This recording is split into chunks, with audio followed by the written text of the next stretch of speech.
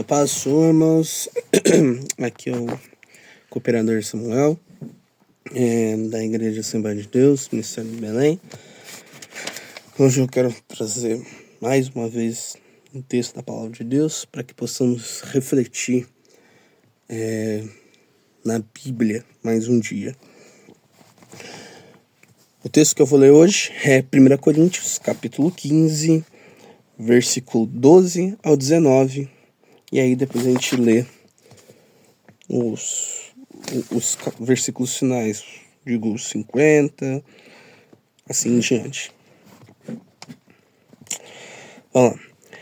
Ora, se prega que Cristo ressuscitou dos mortos, como dizem alguns dentre vós que não há ressurreição de mortos. E se não há ressurreição de mortos, também Cristo não ressuscitou. E se Cristo não ressuscitou, logo é vã a nossa pregação e também é vã a vossa fé. E assim somos também considerados como falsas testemunhas de Deus, pois testificamos que que ressuscitou a Cristo, ao qual, porém, não ressuscitou. Se na verdade os mortos não ressuscitam. Porque se os mortos não ressuscitam, também Cristo não ressuscitou. E se Cristo não ressuscitou, é vã a vossa fé e ainda permaneceis dos vossos pecados. E também os que dormirem em Cristo estão perdidos. Se esperamos em Cristo só nesta vida, somos os mais miseráveis de todos os homens. Agora vamos ler o versículo 50 em diante. E agora digo isto, irmãos, que a carne e o sangue não podem herdar o reino de Deus, nem a corrupção herda a incorrupção. Eis aqui vos digo um mistério. Na verdade, nem todos dormiremos, mas todos seremos transformados. Num momento, no abrir e fechar de olhos, ante a última trombeta, porque a trombeta soará, e os mortos ressuscitarão incorruptíveis, e nós seremos transformados. Porque convém que isto que é corruptível se revista de incorruptibilidade, e que isto que é mortal se revista da imortalidade. E quando isto que é corruptível se revestir da incorruptibilidade, e isto que é mortal se revestir da imortalidade, então cumprir-se-á a palavra que está escrita: tragada foi a morte na vitória. Onde está, ó morte, o teu aguilhão? Onde está o inferno, a tua vitória? Ora, o aguilhão da morte é o pecado, e a força do pecado é a lei. Mas graças a Deus que nos dá a vitória por nosso Senhor Jesus Cristo. Portanto, meus amados irmãos, sede firmes e constantes, sempre abundantes na obra do Senhor, sabendo que o vosso trabalho não é vão no Senhor. Bom, esse texto, esses dois textos que a gente leu, nos dão uma noção muito grande do que Paulo queria apresentar para os coríntios. Os coríntios, nessa época, estavam acreditando que não existia ressurreição de mortos. E é muito confuso pensar nisso, porque se não existe, como o nosso querido apóstolo Paulo diz, se não existe ressurreição de mortos, logo Cristo, Jesus, nosso Senhor, não ressuscitou.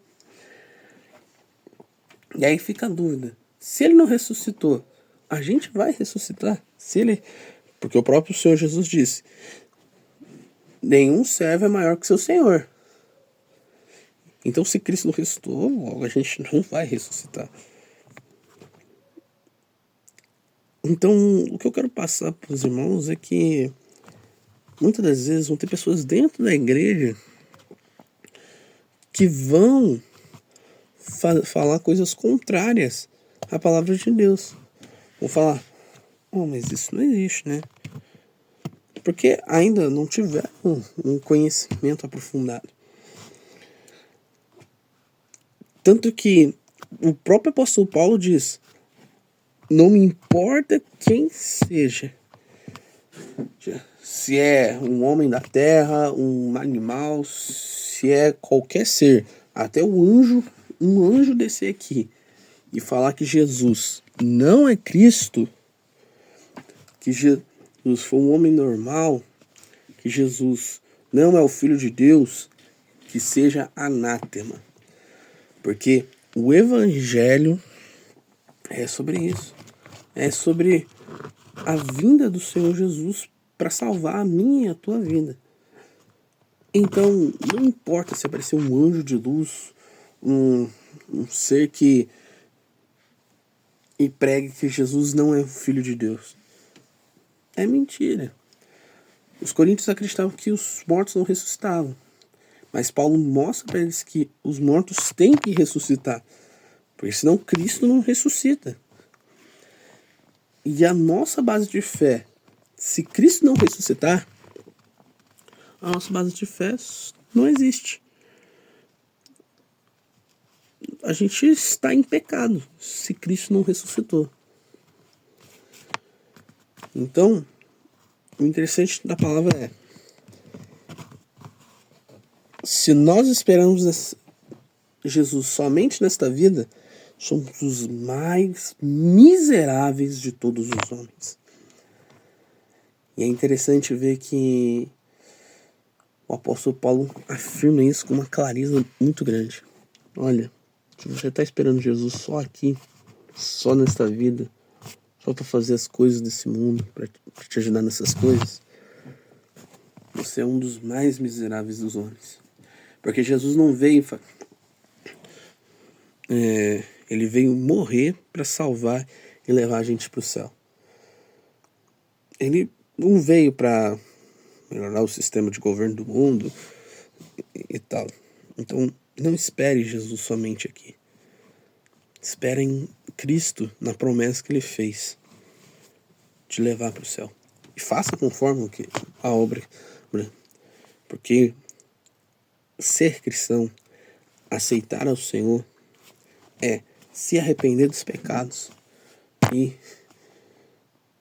crer na obra e nos ensinamentos de Jesus. E o versículo 50 em diante mostra quão glorioso vai ser quando nós, que somos corruptíveis, somos mortais, somos fracos, frágeis, imperfeitos, feitos moralmente, de certa forma, por termos o pecado, seremos revestidos de incorruptibilidade, seremos incorruptíveis como o Senhor e imortais como o Senhor. Ele morreu para nos dar essa oportunidade. E aí a gente vai poder dizer: tragada da morte foi a vitória. Onde está, ó aguilhão, teu poder? Ó morte, onde está tua força? E aí Paulo finaliza dizendo: sede firmes e constantes, sempre abundantes em toda boa obra, porque sabeis que o vosso trabalho não é vão no Senhor. Jesus nos abençoe e que a gente venha lembrar que Cristo ressuscitou, nos deu a oportunidade de estarmos aqui aprendendo da palavra dele, está aprendendo para irmos com ele nas nuvens, no céu de glória. E que todo o nosso serviço em forma de obediência ao Senhor não é vão. O Senhor sabe o que você fez. Por isso, vamos lembrar: se alguém, não me importa quem seja, se for fora, se a palavra de Deus for fora das Escrituras, se for, sei lá, um irmão, um anjo, se o Evangelho não for o que já foi mostrado por Paulo e outros grandes pregadores da palavra, não é o Evangelho. Cristo nos abençoe e que a gente venha ter essa compreensão que Ele ressuscitou dos mortos e que o nosso trabalho não é vão nele, e que a promessa dele vai nos revestir de incorruptibilidade. Mas a gente busca estar com ele, o nosso Salvador. Assim agradeço a oportunidade. Deus abençoe.